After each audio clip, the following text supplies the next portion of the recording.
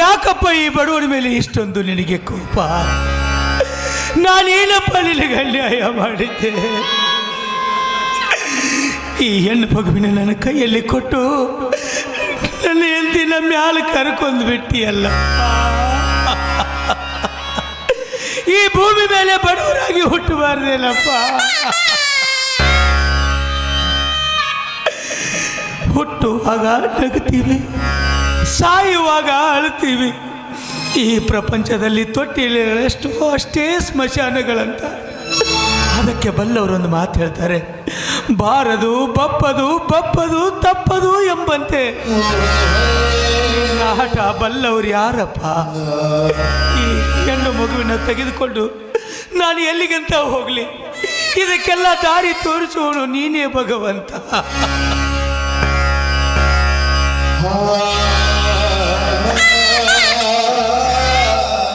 ಯಾಕೆ ರುದ್ರ ಒಬ್ಬನೇ ಬರ್ತಾ ಇದೆಯಾ? ಮಗು ಮಾತ್ರ ಇದೆ. ನಿನ್ನ ಹೆಂಡತಿಯಲ್ಲಿ? ಅಪರ, ನನ್ನ ಹೆಂಡತಿ ಶಿವನ ಪಾದ ಸೇರಿದೆ. ಒಳ್ಳೆ ಆಸ್ಪತ್ರೆಗಾದ್ರೂ ತೋರಿಸ್ಬಾರ್ದ? ತೋರಿಸಿದ್ದೀನಿ ಅಪ್ಪ, ಎಲ್ಲ ಕಡೆ ತೋರಿಸಿದ್ದೀನಿ. ಆದ್ರೆ ಆ ದೇವರಿಗೆ ಮನಸ್ಸಿಗೆ ಬರಲಿಲ್ಲರಿ ಅಪ್ಪ. ಈ ಹೆಣ್ಣು ಮಗುವಿನ ನನ್ನ ಕೈಯಾಗ ಕೊಟ್ಟು ನನ್ನ ಹೆಂಡತಿ ಶಿವನ ಪಾದ ಸೇರಿದೆ. ಒಂದೇ ಬಂಡಿಗೆ ಎರಡು ಚಕ್ರದಂತೆ ನಿಮ್ಮ ಜೀವನ ಸಾಗ್ತಾ ಇತ್ತು ಇದ್ರೆ ನಿಮ್ಮ ಜೀವನದಲ್ಲಿ ಆ ದೇವರು ಈ ರೀತಿ ಆಟ ಆಡಬಾರ್ದಾಗಿತ್ತು. ಹಾಂ ನೋಡು, ಆ ಮಗುನ ನನಗೆ ಕೊಟ್ಬಿಡು. ಮನೆಯಲ್ಲಿ ಹೇಗಿದ್ರು ನನ್ನ ಮಗ ಇದ್ದಾನೆ, ನನ್ನ ಮಗನ ಜೊತೆ ಬೆಳೆಯುತ್ತೆ. ಬ್ಯಾಡ್ರಿ ಅಪ್ಪ, ಬ್ಯಾಡ್ರಿ. ಈಗಾಗಲೇ ಸಾಕಷ್ಟು ನಿಮ್ಮ ಋಣದಾಗದೆ. ಇದ್ರೊಳಗೆ ನನ್ನ ಋಣದ ಮಾತು.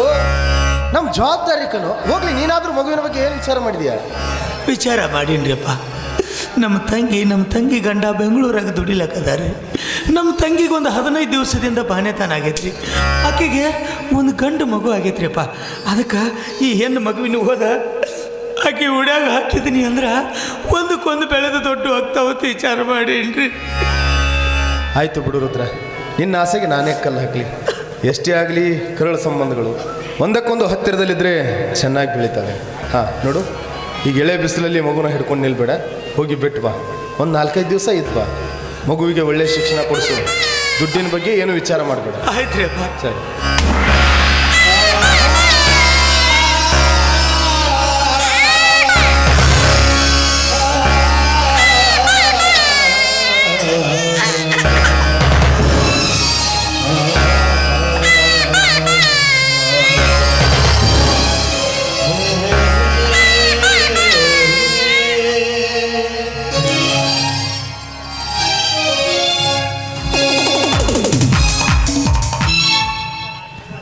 ಯಾವತ್ತು ತಕ್ಕ ಮಗನಾಗಬೇಕೆಂಬ ಬಯಕೆ ಹೆತ್ತವರ ಮನದಲ್ಲಿ ನಿತ್ಯ ಕೊರಗ್ತಾ ಇದ್ರೆ ಈ ಮೌಂದೇಶನ ಕಣ್ಣಲ್ಲಿ ಕಾಣುವುದು ನಿತ್ಯ 10 ಮನೆಗಳ ನಮಸನ ಮಾಡುವ ಮಹಾಮರ್ಕಟದ ಕಾಳಗ.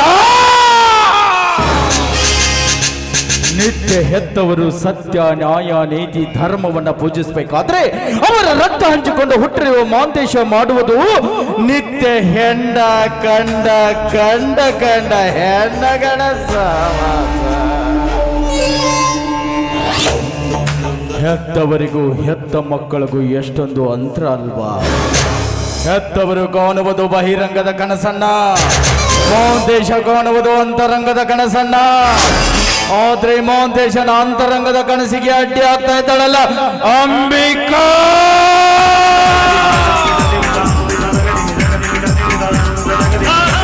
ಅಂಬಿಕಾ ನಾನು ಕಣ್ಣಿಟ್ಟ ಕನ್ಯಾಮಣಿ. ಅವಳನ್ನು ದಕ್ಕಿಸಿಕೊಳ್ಳಬೇಕೆಂಬ 3 ವರ್ಷದ ಬಯಕೆನ ಇವತ್ತು ತೀರಿಸಿಕೊಳ್ಳಬೇಕು. ನೋ ಬಯಸಿದ ಅಂಬಿಕಾ ಈ ಕಡೆನೆ ಬರಕತ್ತಳ.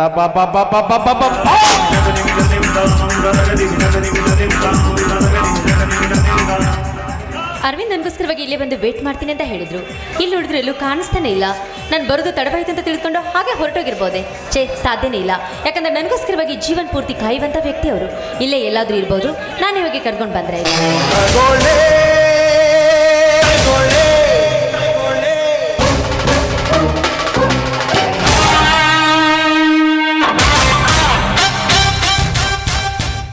ಕಲ್ಪನೆಯ ಕಣ್ಣಂಚಲ್ಲಿ ಕಲ್ಲೊಂದನ್ನ ಕೆತ್ತಿ ಆ ಕಲ್ಲನ್ನ ಶಿಲೆ ಮಾಡಿ ಆ ಶಿಲೆಗೊಂದು ಓಲೆ ತೊಡಿಸುವ ಕಲೆಗಾರನ.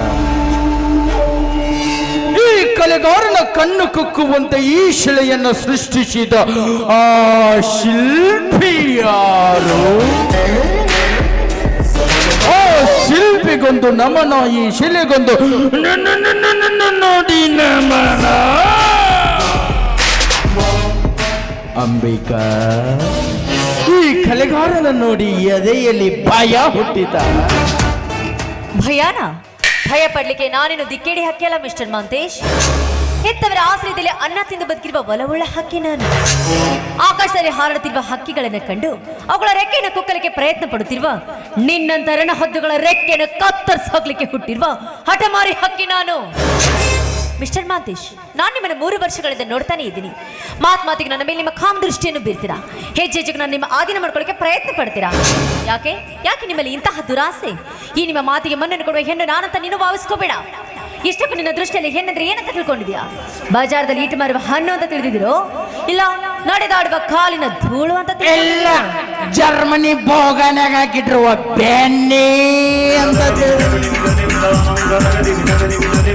ಆ ಬೆಣ್ಣೆ 3 ವರ್ಷದ ಹಿಂದೆ ಪವಿತ್ರವಾದ ಹಾಲಾಗಿತ್ತು. ಆ ಹಾಲಿಗೆ ನಾನು ಒಂದು ಹನಿ ಹೆಪ್ಪ ಬಿಡೋಣ ಅನ್ಕೊಂಡಿದ್ದೆ. ಆದ್ರೆ ನನ್ನ ಮಗ ಅರವಿಂದ ಪ್ರೀತಿಯನ್ನು ಹೆಪ್ಪಾಕಿ ಮೊಸರು ಮಾಡಿ ಮಜ್ಜಿಗೆ ಕಟ್ಟದ ಬರ್ಗತಗದ ಬೆಣ್ಣೆ ಮಾಡ್ಯಾನ. ಆ ಬೆಣ್ಣಿನ ಪಕ್ಕಂತ ನುಂಗಬೇಕು ಅಂತ ಆಸೆ. ನೋ ಬಯಸಿದ ಬೆಣ್ಣೆ ಬಂದು ಬಾಯಿಗೆ ಬಿದ್ರೆ ಸರಿ, ಎಲ್ಲವಾದ್ರೆ ಕದ್ದು ತಿನ್ನುವ ಕಾಟುಕಾಕೆನೆ. ನಿನ್ನಂತ ಕಟಕರ ಮಾತಿಗೆ ಹೆದರುವ ಹೇಳಿ ಹೆಣ್ಣು ನಾನಂತ ನೀನು ಭಾವಿಸ್ಕೋಬೇಡ. ಕದ್ದು ತಿನ್ನುವ ಜಾತಿಯ ಬೆಕ್ಕು ನೀನಾದ್ರೆ ಬೆಣ್ಣೆ ಮೇಲೆ ಮುಚ್ಚಿರುವ ಪಾತ್ರೆ ಮುಚ್ಚಳ ತುಂಬಾನೇ ಭದ್ರವಾಗಿದೆ. ನಿಲುಕದೇ ಇರುವ ಬೆಣ್ಣೆಗೆ ಕೈ ಹಾಕಿದ್ರೆ ನಿನಗೆ ಸಿಗೋದು ಬೆಣ್ಣೆ ಅಲ್ಲ, ಮೈ ತುಂಬಾ ಬೆತ್ತದ ಬರೆಗಳು. ಅದಕ್ಕೆ ನಿನಗೆ ರಣಚಂಡಿಯಾಗಿ ಎಚ್ಚರಿಕೆ ಕೊಡ್ತಾ ಇದ್ದೇನೆ, ಸ್ವಲ್ಪ ಎಚ್ಚರದಿಂದ ಬದುಕು. ನನಗೆ ಹತ್ರ ಹೇಳುವ ಹುಚ್ಚರ್ ರಣಚಂಡಿ, ನೀನು ಕೊಡುವ ಬೆತ್ತದ ಮರಗಳಿಗೆ ಹೆದರಿಕೊಂಡು ಓಡಿ ಹೋಗೋದಕ್ಕೆ ನಾನೇನು ಆರ್ಡಿನರಿ ಮನುಷ್ಯ ಅಲ್ಲ. ರಾಜವಂಶದಲ್ಲಿ ಹುಟ್ಟಿದ ರಾಜವಂಶದ ಕುಡಿ ನಾನು. ಅಪ್ರಾಲು ಒಂದು ಹೆಣ್ಣು ಹುಳಾಲೆ ನೀನು. ವಿಷದ ಅಕ್ಷರಗಳಿಂದ ನುಡಿದಿರಿ ನಿಂದು ಕೆಟ್ಟ ಜಾತಿಯ ಹುಳವು ಅಂತ. ಒಂದ್ಸರಿ ಹೆಣ್ಣಿನ ಇತಿಹಾಸದ ಪುಟವನ್ನ ತಿರುವಿ ನೋಡು, ಹೆಣ್ಣು ಏನು ಅಂತ ನಿನಗೆ ಚೆನ್ನಾಗಿ ಅರ್ಥವಾಗುತ್ತೆ. ಹಿಂದೆ ಅಮೃತ ಯುಗದಲ್ಲಿ ವಿಶ್ವಾಮಿತ್ರ ಎಂಬ ಮಹಾಮುನಿ ತಾನೊಬ್ಬ ಶ್ರೇಷ್ಠ ಮುನಿ ಅಂತ ಮೆರೆದಾಡ್ತಾ ಇದ್ದ. ಆದ್ರೆ ಮೇನಕ್ಕೆ ಒಂದು ಹೆಣ್ಣಿಗೋಸ್ಕರವಾಗಿ ಮಣ್ಣು ಮುಕ್ಕಿ ಹೋದ. ತ್ರೈತ ಯುಗದಲ್ಲಿ 10 ತಲೆಯನ್ನು ಹೊತ್ತಿರುವ ರಾವಣ ತಾನೊಬ್ಬ ಶ್ರೇಷ್ಠ ಶಿವಭಕ್ತ ಅಂತ ಮೆರೆದಾಡ್ತಾ ಇದ್ದ. ಆದ್ರೆ ಸೀತೆ ಒಂದು ಹೆಣ್ಣಿಗೋಸ್ಕರವಾಗಿ ಮಣ್ಣು ಮುಕ್ಕಿ ಹೋದ. ದ್ವಾಪರ ಯುಗದಲ್ಲಿ ತಾನೇ ಒಬ್ಬ ಬಾಹು ಬಲಿಷ್ಠ ಅಂತ ಮೆರೆದಾಡ್ತಾ ಇದ್ದ ದುಷ್ಟ ದುಶ್ಯಾಸನ ದ್ರೌಪದಿ ಎಂಬ ಹೆಣ್ಣಿಗೋಸ್ಕರವಾಗಿ ಮಣ್ಣು ಮುಕ್ಕಿ ಹೋದ. ಇನ್ನು ಈ ಕಲಿಯುಗದಲ್ಲಿ ಎಷ್ಟೋ ಜನರು ಆಸ್ತಿ ಅಂತಸ್ತು ಐಶ್ವರ್ಯವನ್ನು ಕಳೆದುಕೊಂಡು ಬೀದಿ ಭಿಕಾರಿಗಳಾಗಿದ್ದಾರೆ. ಅದು ಕೇವಲ ಒಂದು ಹೆಣ್ಣಿಗೋಸ್ಕರವಾಗಿ. ನೀನೊಂದು ನರಪಸವು, ನಿನ್ ಮುಂದೆ ಮಾತನ್ನು ತಿಳಿಸಲು ತುಂಬಾನೇ ದೂರ ಉಳಿಯಿತು. ಅದಕ್ಕೆ ನಿನಗೆ ಮರ್ಯಾದೆ ಕೊಟ್ಟು ಹೇಳ್ತಾ ಇದ್ದೀನಿ, ಐ ಸೇ ಗೆಟ್ ಔಟ್.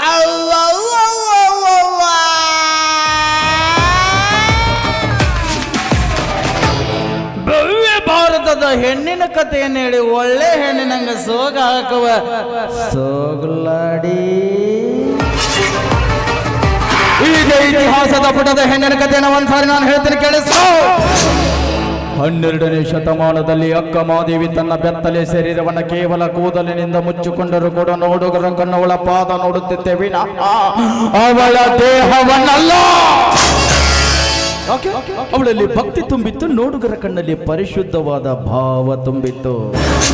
ಆದ್ರೆ ನೀನು ಹಾಕಿದೆಯಲ್ಲ ಈ ತುಂಡು ತುಂಡು ತುಂಡು ತುಂಡು ತುಂಡು ತುಂಡು ತುಂಡು ತುಂಡು ತುಂಡು ಬಟ್ಟೆ, ಈ ಬಟ್ಟೆಗಳನ್ನು ನೋಡಿದ್ರೆ ನನ್ನಂತ ಹರೆದೊಡಗಲ್ಲ. ಇಂದ ನಾಳೆ ನೆಗರಿ ಹೋಗೋ ಮುದುಕನು ಎಗರಿ ನಿಂದಿರ್ತಾನ ಬಾರ್ಲೆ ಪುಪ್ಲೆ.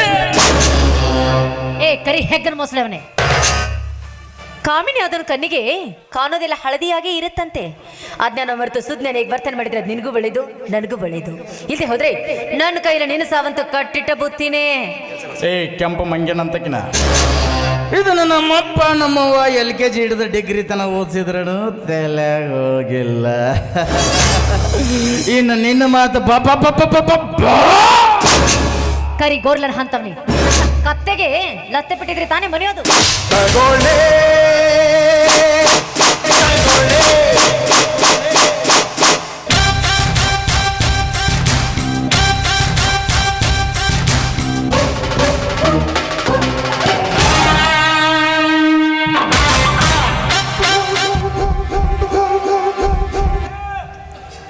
ಕೆಣ್ಣಿಗೆ ಹೊಡೆದಾಕಿ ಜೋಡಿ ಸೆಲ್ಫಿ ಹೊಡ್ಕೊಂಡು ಮೂರು ಬಿಟ್ಟು ಮಗನ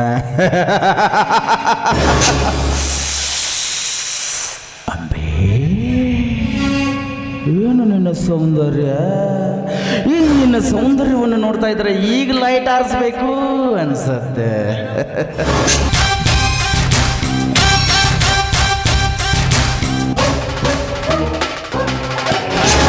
ಇಷ್ಟೊತ್ತನ ನಾ ಕಂಡಿದ್ದು ಕನಸ, ಆ ಕನಸ ಈ ಕನಸ ಮುಂದೊಂದಿನ ನನಸಾಗ್ಬೇಕು.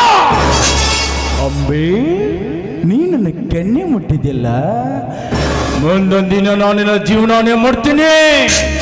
ಆಗ ನಿನಗೆ ಅನಿಸ್ಬೇಕು ಯಾಕೆ ನಾನು ಮಾಂತೇಶನ ಕೆನ್ನೆ ಮುಟ್ಟಿದ್ದೆ, ಮಾಂತೇಶನ ತಂಟೆಗೆ ಹೋದೆ ಅಂತ ಪ್ರತಿದಿನ ಪ್ರತಿಕ್ಷಣ ನರಳಾಡಿ ಸಾಯ್ಬೇಕು. ಹಂಗ ಮಾಡ್ಲಿಲ್ಲ ನನ್ನ ಹೆಸರು ಮಾಂತೇಶ ಅಲ್ಲ.